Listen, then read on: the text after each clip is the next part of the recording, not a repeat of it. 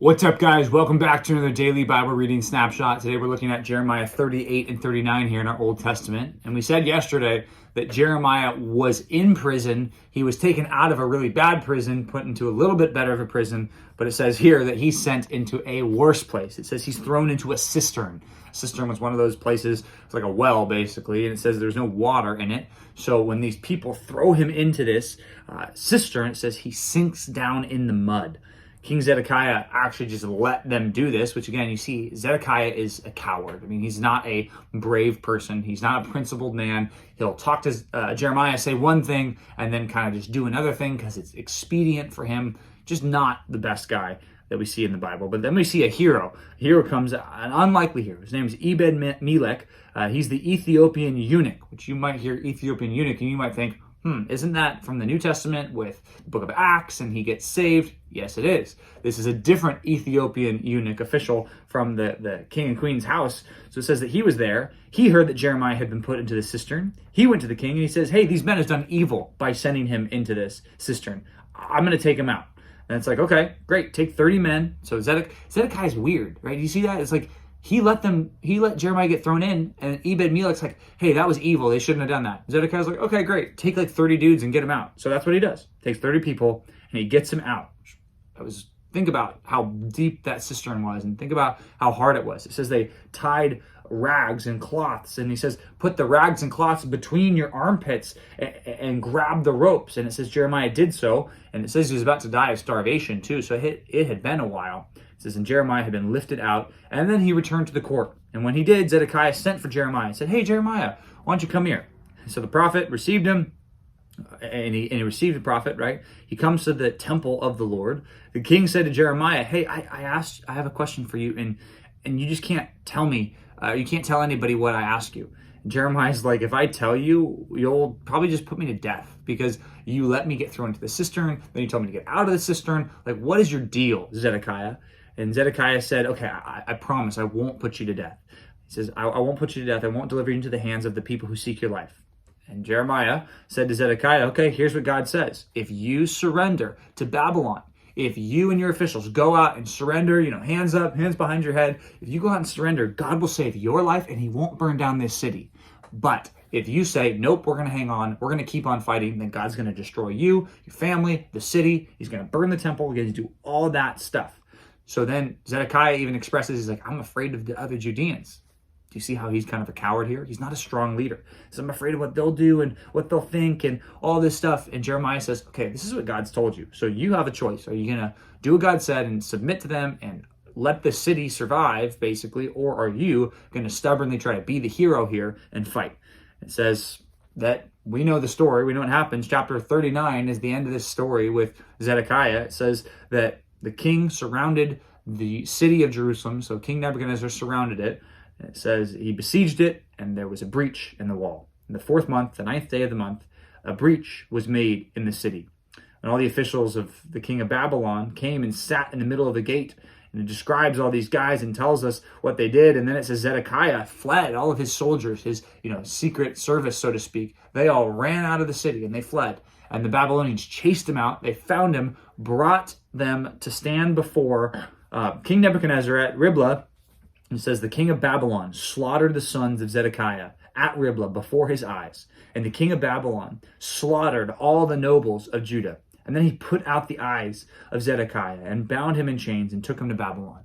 The last thing King Zedekiah ever saw was his kids getting lined up, put on their knees, and having their throats slit. And that is horrible. It is terrible. Why did it happen? God told him, if you just repent, if you just submit to Babylon, you won't die. Your family won't die. The city won't get burned. Just listen to me. And Zedekiah said, nope, I'm not going to listen. And why? Well, part of this was he was influenced out of a fear of man. It's like, you should have been afraid of God here. You should have been afraid of God's judgment, not so afraid of what people thought of you. It says the Chaldeans burned the king's house and the walls that the people had set up. He broke down the walls of Jerusalem. Then it says he took some of the poor people that were in the town, and this is interesting, and he gave them these big plots of land. It was just so weird. They weren't the nobles, they weren't the officials, they weren't the sinful people in the middle of the city, and God uses these sinful Chaldeans, the Babylonians, to say, oh, hey, why don't you poor people, you can have these big plots of land. And it says they worked them. Now Nebuchadnezzar, king of Babylon, this is verse 11, gave the command concerning Jeremiah through Nebuzaradan, the captain of the guard, saying, take him, look after him. Well, I mean, take care of this guy, Jeremiah, and do him no harm, but deal with him as he tells you. Isn't this interesting that you've got this prophet, this old man with a beard, right? This old prophet who's taken care of by Nebuchadnezzar, this king of kings, the ruler of all these things. Like, why? Because God was with Jeremiah, and further, God was even with Nebuchadnezzar in what he was doing, because Nebuchadnezzar was doing God's work here. Then it says God does something and he blesses Ebed-Melech, the Ethiopian, who saved Jeremiah, and says, you're going to be saved here.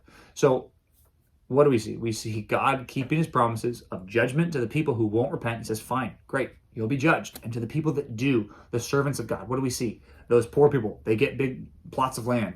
We see Ebed-Melech, right? He gets promoted. He gets saved.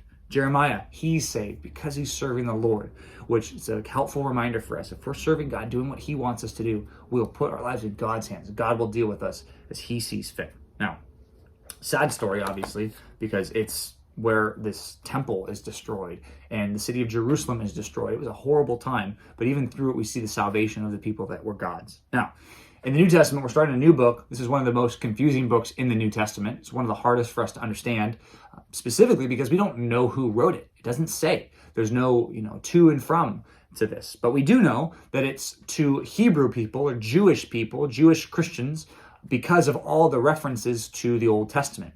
And we see that the audience here, had some temptation that they were afraid, again, like fearing man, like Zedekiah was in the Old Testament. They wanted to go back to Judaism. They wanted to go back to the temple and back to the sacrifices and all those things. So this book is a helpful reminder for us that we can't go back to anything else.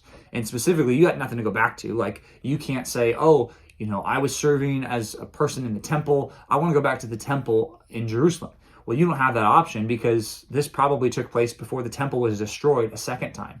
The temple was destroyed a second time in 70 AD by the Romans. So we think this book clearly had to be written before that, because you wouldn't have a temptation to go back to the temple if there's no temple. So anyway, it says about Jesus here, it says specifically God spoke in the olden days by the prophets, people like Jeremiah and Isaiah and Daniel and Ezekiel. But now, in these latter days, he's spoken to us through his Son. So God has revealed himself in a greater way through Jesus, because Jesus is the radiance of the glory of God, the exact imprint of his nature, and right now he upholds the universe by the word of his power. After making purifications for sin, he sat down at the right hand of the Majesty on high, having become as much superior to angels as the name he has inherited is more excellent than theirs. Now, that's a mouthful, but what are we talking about? Well, I think what we're seeing here is God has made it very clear to these Jewish Christians, don't go back to Judaism. Don't worship anything other than Jesus Christ, the Lord. Why? Well, it seems like there's some temptation to worship angels, which we don't know all the details on that, but the rest of this chapter is comparing Jesus to angels, which you might have thought, well, I'd never worship an angel. Well, even some people who claim to be Christians, right, they worship angels and saints and things like that. So maybe that's the background you come from, right? Listen to the author of Hebrews. Don't go back to worshiping them. You need to worship Jesus. Worship God. Worship the triune God alone. That's the only being in the universe that is deserving of your ultimate allegiance and worship. And he shows throughout all these Old Testament passages, the Son is greater than angels. Angels serve the Son. The Son is God. He has the throne forever and ever. God has given him the authority, as it says in Psalm chapter 2. It says in Psalm 110, sit at my right hand until I make your enemies your footstool. And the result, last verse of this chapter, he says, are they not all, the angels, ministering spirits, sent out to serve for the sake of those who are to inherit salvation? Saying, angels serve us. We don't serve angels. Angels serve us. That's how God set it up. We need to not worship something else. We need to not go after anything else. And the main theme of Hebrews is not just don't worship angels, it's that Jesus is better than anything else. He's better than the Judaistic system. He is better than worshiping angels. He is better than choosing your sin. Jesus is the one you need to serve for the rest of your life. So let this book be an encouragement as we continue to study it, that Jesus is good. And if we're saved, we have a great inheritance, great salvation through Jesus Christ. So thanks for reading. We'll see you back tomorrow for another daily Bible reading snapshot.